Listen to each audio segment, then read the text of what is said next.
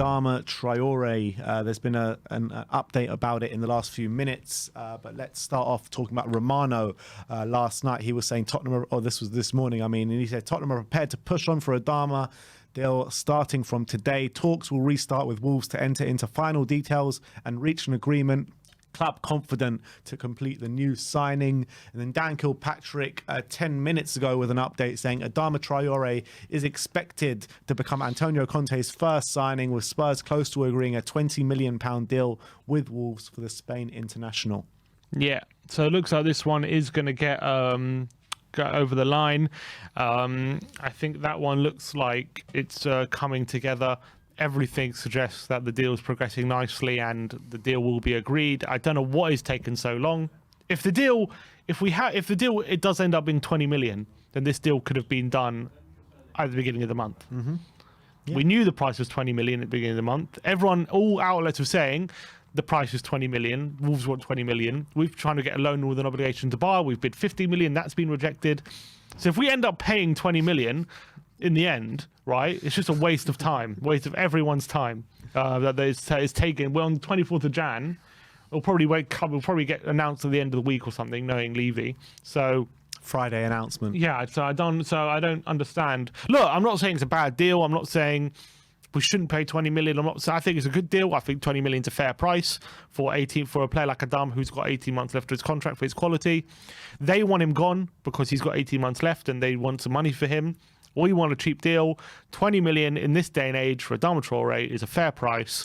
Could have got it done on the 1st of Jan, and now we're 24th of Jan, and we're still, I don't know, we're haggling over a few 100,000 probably at this point now, leaving. Yeah, and it's a disgrace why we haven't got him in already. But now, now all the games are done in January. It doesn't even matter if we get him in the last day of the window now. Mm-hmm. It's just frustrating, so frustrating that we were linked with him pretty much the day before, days before the window. We were linked with him last summer. We were linked with him every single day. The press have spoken about Adama Traore to Tottenham this month, every single day. Mm-hmm. And it's taken right until the end of the window to get it done, when we've had 3 games against Chelsea this month, games against Leicester. I know we won the game against Leicester, but, you know, it could have helped us out a lot in these games, Adama Traore, a lot. And like you said today in the match review, you know, if we had Adama yesterday, we would have had that extra avenue. We wouldn't have to play Doherty yesterday. Exactly. And there were loads of opportunities where Doherty had opportunities and space to run into and players to take on.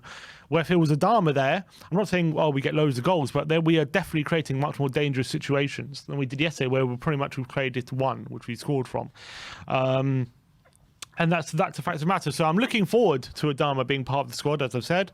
I think he could definitely add a lot of value. We definitely need someone with his pace and dribbling ability from deeper areas and from wide positions, which we don't really have at the moment. Emerson doesn't really like to take players on. Doherty can't take players on. So a player on the right wing who has that ability would be invaluable to us if we can convert him into a right wing back. And also, we have a very, very dangerous substitute as well. He's a player who we know we've seen enough times for Wolves. We've seen in the past 2 games for Wolves what he can do as a substitute. He scored 2 and 2. I know one of them was slightly offside, but he took it really well, didn't he? That second one. Took it really well. Great finish. Just breezes past players. And he can make an impact. So for me, someone like Adama as well, under Conte, who will definitely improve under Conte as well. You know, the managers he's been in the Championship, and then he's had Nuno and he's had Bruno Lage. I'm not saying they're bad managers, but none of them are on Conte's level.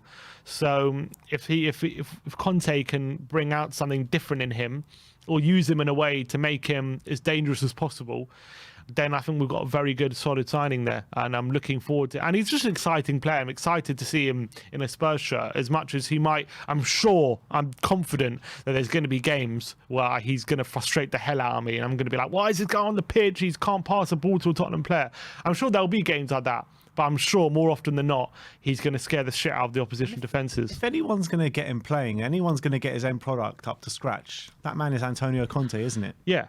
So. And he doesn't even need to get loads of goals and assists. He just needs to create space, open up avenues for our better players like Kane and Son. And if anything, he can definitely do that. Yeah.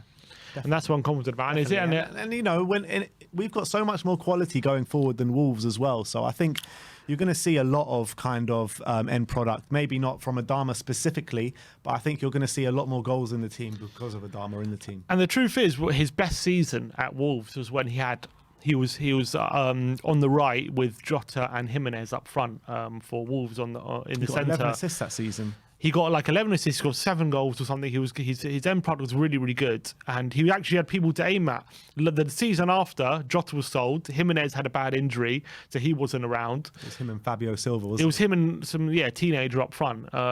So like all of a sudden, the assists and the goals dried up a lot. And then obviously this season, he obviously there's a lot in and out of team. He's been in and out of team, but obviously he's a new manager. He's had a lot of transfer speculation, and he got sold in the summer, so maybe that's playing on his mind. So and clearly, we actually in the last month or so, or the last few weeks, we've seen an uptick in his performance since January's opened again. So maybe he's just trying to up his performance again. I think he's a good player. I think he's a good player as well, but everyone talks about his end product and everyone clowns on his numbers and stuff like that, which is fine, rightly so, and everything like that. But that season you're talking about under Nuno, when he got 7 goals and 11 assists, that shows he's got it in him. Yeah, shows he's got it in him, and that to me proves if he has better players around him, we will be bearing the fruits.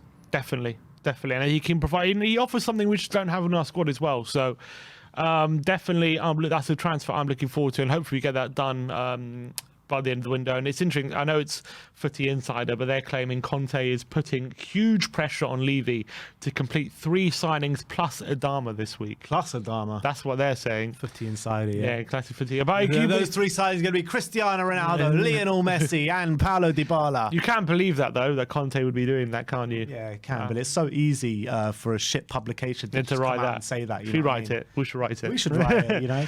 I heard Coach Stell wants to be at ITK now, so maybe he'd get him to put that out. Come on, Stell. But I hope it is true. I hope he is. Yeah, of course. I'm praying it's true, but who knows, man? Who knows? Yeah.